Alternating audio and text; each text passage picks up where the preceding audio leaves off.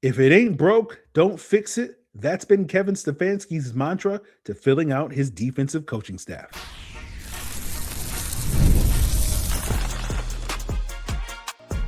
You are Locked On Falcons, your daily Atlanta Falcons podcast. Part of the Locked On Podcast Network, your team every day.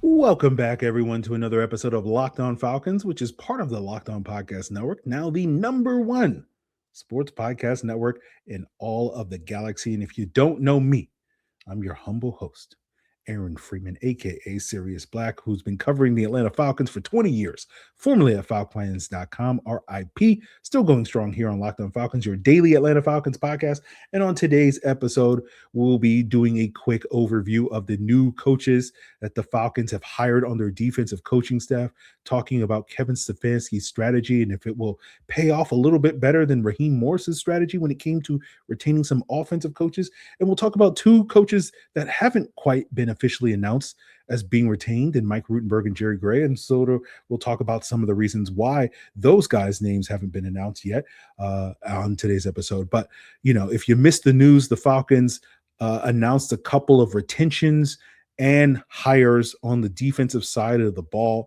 And it's basically Kevin Stefanski taking an approach. If it ain't broke, don't fix it. And we heard about this with Jeff Ulbrich. Been pretty successful at retaining like 5 out of the 9 main defensive assistant coaches from his staff, right? And Barrett, Ruud now, John Timu, Nate Ollie, Justin Hood, and Dave Huxtable. We'll talk about some of the other guys that haven't been retained. But if you missed it, Barrett Ruud, the Falcons' former linebackers coach, has now been quote-unquote reassigned. It's basically the same role. He just got a new nameplate. He's now the inside linebackers coach. Ruud was hired by Raheem Morris in his initial coaching hires in 24, former NFL player as a linebacker. Played at the University of Nebraska, also started many years for the Tampa Bay Buccaneers. So he will be retained to coach those inside linebackers. John Timu has got a promotion from defensive assistant. He was also part of that initial Raheem hire as a defensive assistant. He's now the outside linebackers coach. So he will be taking over coaching these edge rushers, replacing Jaquez Smith. And obviously, given how successful the Falcons edge rushers were in 2025, we do want to give Jaquez Smith his flowers. You know, Nate Ollie gets a lot of the credit for the Falcons' improved pass rush, but really kind of Jaquez Smith's unit that was doing a lot of the heavy lifting, with Nate Ollie working primarily with the D tackles as opposed to the D ends and outside linebackers. So we'll see if John Timu can do as good a job as Jaquez Smith did a year ago. In addition to those retentions, the Falcons are bringing in Ricky Manning as their assistant DBs coach and LaTroy Lewis as their assistant D-line coach. Lewis is going to be working with Nate Ollie, who's now the official D-line coach. And it's notable because Lewis also worked with Nate Ollie when Lewis was a player at the University of Tennessee. Nate Ollie was a graduate assistant back in the day. Lewis has spent his last 6 years coaching in college. He had a brief cup of coffee in the NFL with the Titans and Texans, I recall, in 2017 and 2018 as an edge rusher on their practice squads. Ricky Manning is also a former NFL player, spent, I believe, 6 years primarily with the Carolina Panthers in the aughts. He is now the assistant DBs coach. He was most recently the cornerbacks coach for the Raiders in 2024 as part of that Antonio Pierce coaching staff. He did coach with Jeff Ulbrich and others for 3 years in New York as a defensive assistant. So again, we have a situation where the Falcons are retaining a lot of their coaches and basically keeping the band together. And it's basically the approach, as I said earlier, if it ain't broke, don't fix it. And we understand why Kevin Stefanski is looking at the progress this defense made a year ago under Jeff Ulbrich's guidance and being like, hey, Jeff, keep doing what you want to do. Hey, if you want to keep that guy, we'll keep that guy and we'll keep it going. And so I hope this goes better than how it kind of went for Raheem Morris. And it didn't go poorly for Raheem Morris. We talked about this when he retained several of the offensive run game sort of assistants. Running backs coach Michael Petrie, who is back under this Kevin Stefanski coaching staff. He was retained from the Arthur Smith coaching staff by Raheem Morris. And then you had Dwayne Ledford, the offensive line coach, as well as his assistant, Sean Flaherty, retained from the Arthur Smith coaching staff by Raheem Morris. They are not retained by the Kevin Stefanski. They're both going to Baltimore with Jesse Minter. And they're, of course, being replaced by Bill Callahan, Nick Jones, and Matt Jones as the offensive line coaches.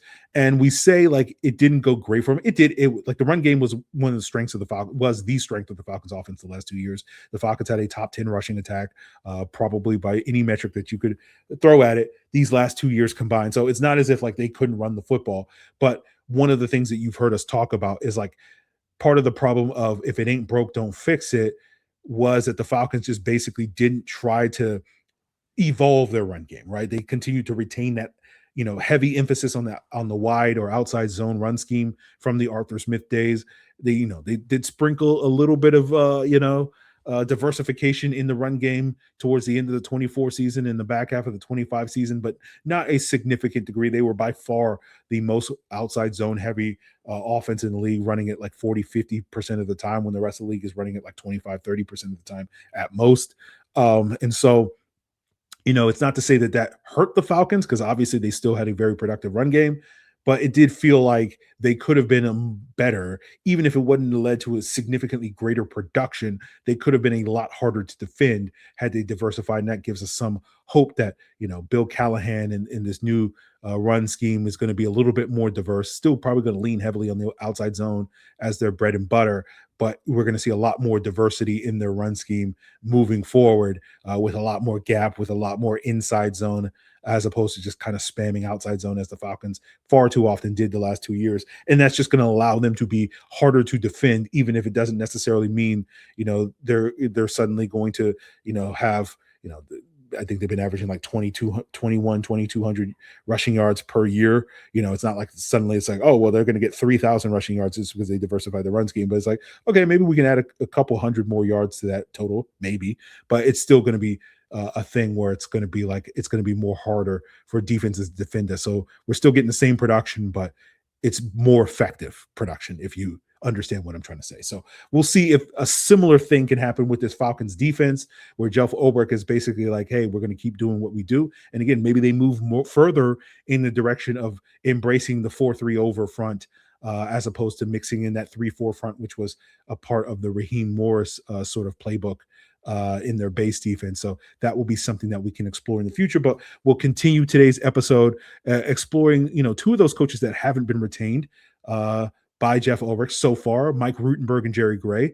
Rutenberg for obvious reasons that we'll get into, but Gray is a little bit more of a question mark, and we'll break that down as we continue today's Locked On Falcons.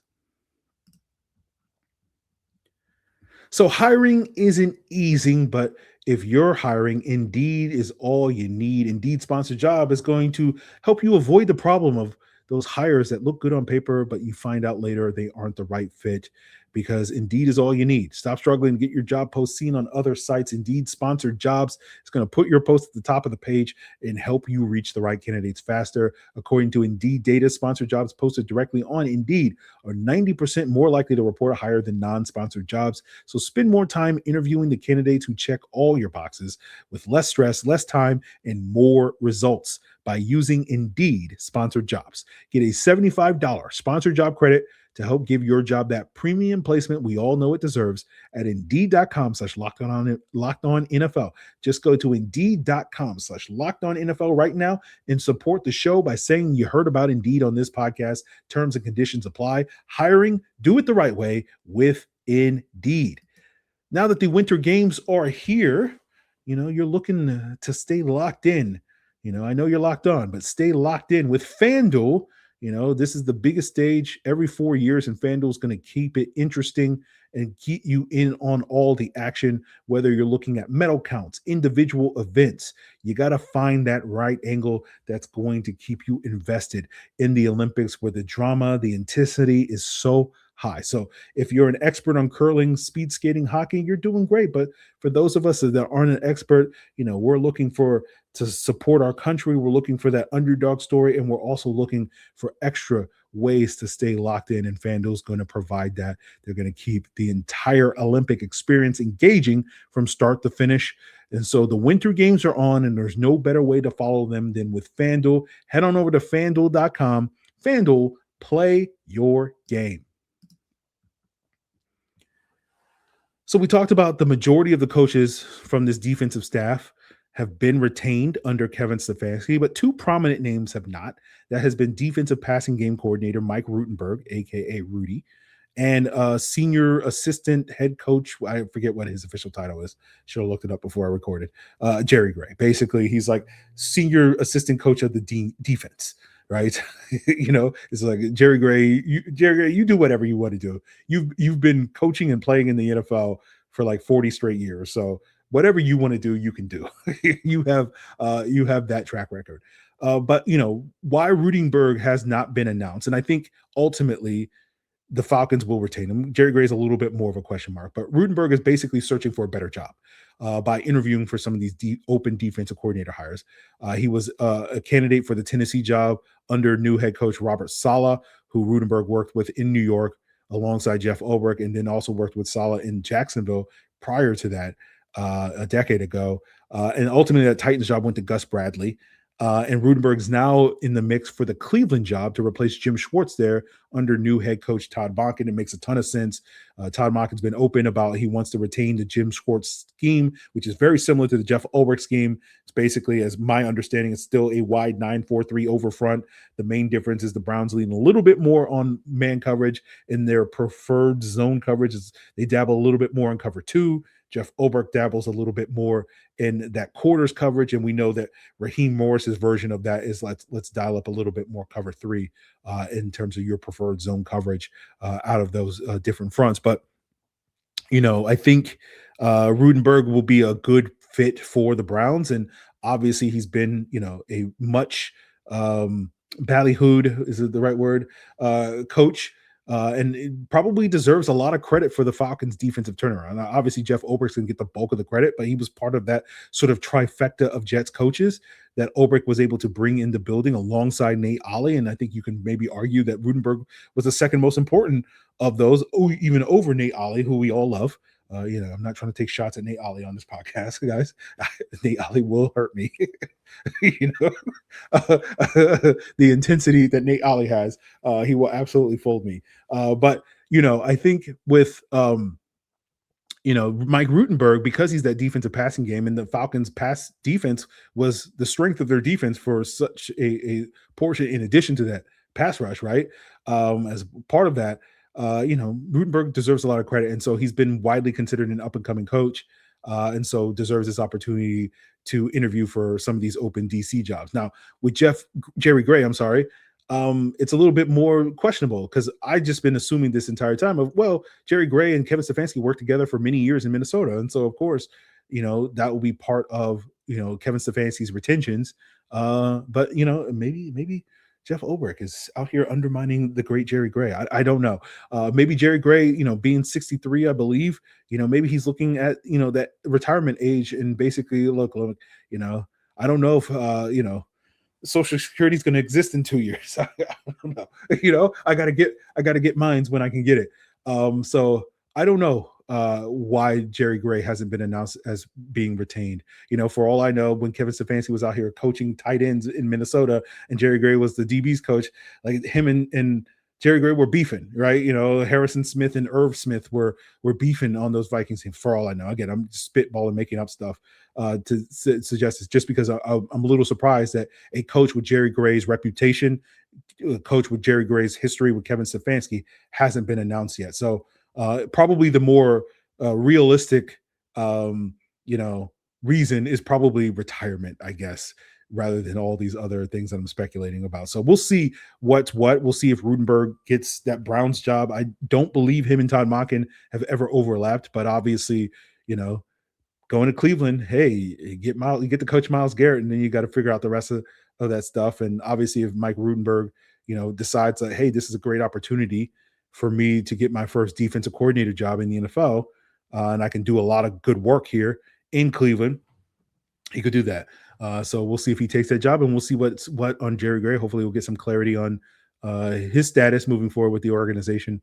But that's going to do it for us here, guys. A quick episode. This is, as I said, after the Super Bowl, this is going to be something that's going to be a little bit more common moving forward this offseason.